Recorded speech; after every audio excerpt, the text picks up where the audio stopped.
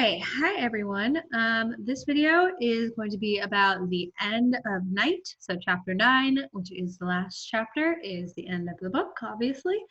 So as always, I will just go over some important quotes in this chapter. And then if you have any questions, you can let me know. But also if you're watching this video, that means that you probably read through the entire book. So I do want to say that I appreciate that you actually read this book. Again, I think that this is a really important book to read just so that you can kind of understand just how awful of a time in history this was and how important it is for us now to do everything that we can to prevent more genocide from occurring. All right, so again, next week we'll talk a little bit more about the ending of the book and a final project that I'd like you to do. But for now, like I said, I will just go over the most important quotes according to me in chapter 9. And then you will have one last journal entry on chapter 9 to do, and chapters 6 through 9 will be due next Tuesday. All right, so again, chapter 8 ended with Eleazar's father finally dying at Buchenwald. We are not exactly sure how he died, whether it was from the illness, the head injury, or if he was still alive when he was sent to the crematory. But either way, we know that Eleazar's father has died. And Eleazar says that I have nothing to say of my life during this period. It no longer mattered. And after my father's death, nothing could touch me anymore. So for so long, Eleazar had only been kind of struggling to survive just so that he could stay with his father and help his father survive. But now he kind of feels like he has no purpose. All right. And again, his father died at the end of January. So it says he has to stay at Buchenwald till April 11th. So over 2 months later is when he is finally freed from the concentration camps and from the control of the Nazis. So Eleazar says that for those a little bit more than 2 months, he spent his days in a state of idleness. So again, he didn't really do anything. There was no labor to do. He had one desire to eat, and he didn't even think about his parents anymore because, again, he was almost dead inside at this point. All right, so then he sort of transitions and says, on April 5th, so things kind of started to change in the war. That's what he means by the wheel of history turned. And again, there kind of start to be announcements in the camp that maybe everybody is going to be executed, maybe everybody is going to be sent away on another death march. They're not quite sure what's happening. But again, all the Jews at the camp were ordered to come to the assembly place. So remember that not everybody who was at the concentration camps was Jewish, but everybody was sort of aware at this point that the Jews were Hitler's main target for the Holocaust. So again, just all the Jews in Buchenwald are ordered to go to the square. However, some of the other prisoners kind of say that Eleazar and the other children at Buchenwald should go back to their blocks to avoid being shot. And then Eleazar also learns that there is a resistance organization at Buchenwald.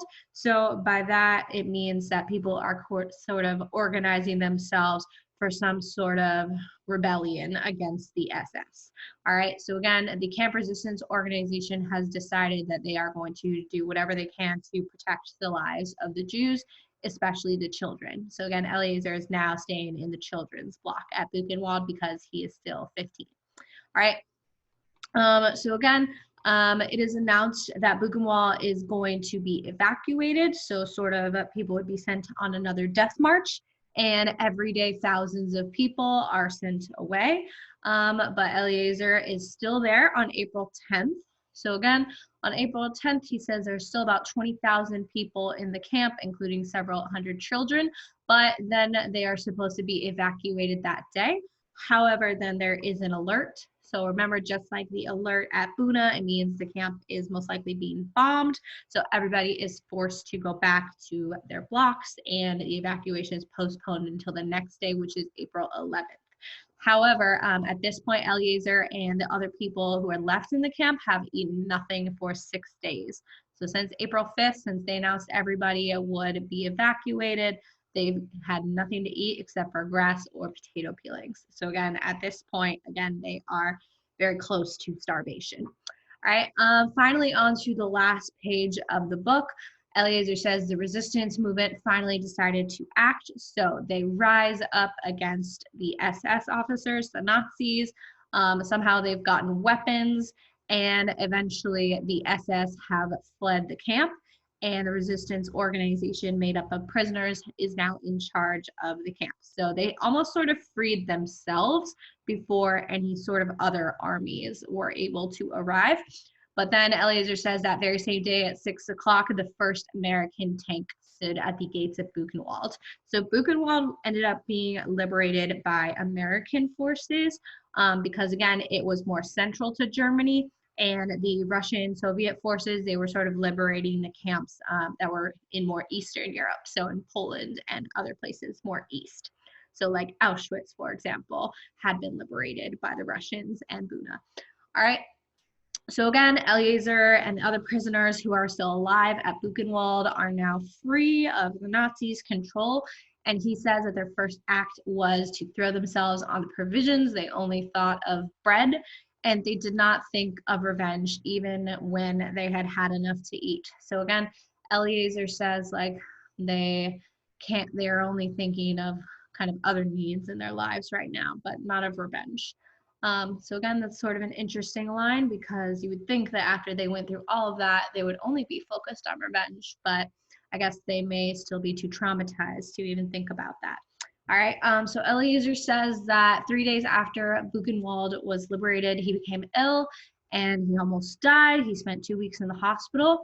But then finally, the day that he was able to stand up again, he wanted to see himself in the mirror. So he walks up to the mirror. He says he has not seen himself since he had been in the ghetto in Sayet. So that was maybe about 10 months ago. So almost a year ago. He says that from the depths of the mirror, a corpse gazed back at him. So again, he looks so different and so ill that he almost looks dead. And the final line of the book, this really sticks with me, is the look in his eyes as they stared into mine has never left me. So whatever he saw in the mirror and his own expression has stayed with him throughout his life. So even though he was able to survive the concentration camps, we know that he lost his parents. He learns later that he lost his little sister, and obviously just having to survive all of these extremely traumatic experiences is something that won't go away, that will continue to affect him for the rest of his life. Okay, so again, that is all of chapter 9. It's just a super short one to conclude the book. And as I said, next week, we will learn a little bit more about sort of what happened when all the concentration camps were liberated, what happened to the survivors. And then, like I said, we may do some other activities about the end of the book and the end of World War II and the Holocaust and genocide and those sorts of topics. All right, so I will talk to you next week. Remember, this weekend is a 4-day weekend, so there will be no assignments Friday and Monday, and your final journals are due on Tuesday. All right, so I'll talk to you then, and I hope that you all have a nice weekend.